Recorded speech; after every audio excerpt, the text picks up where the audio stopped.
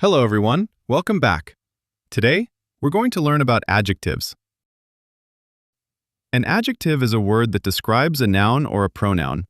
It tells us more about a person, place, animal, or thing.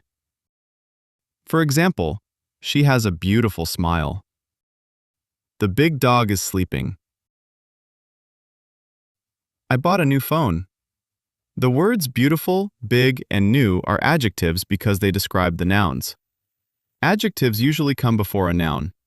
For example, a red car, a small house, a happy child. They can also come after a linking verb like is, are, was, or looks. For example, the sky is blue. She looks tired. The food is delicious. Now let's try a quick quiz. Which word is the adjective? The little cat is cute. The answer is little. It describes the cat. Here's another one. We live in a quiet village. The adjective is quiet because it describes the village.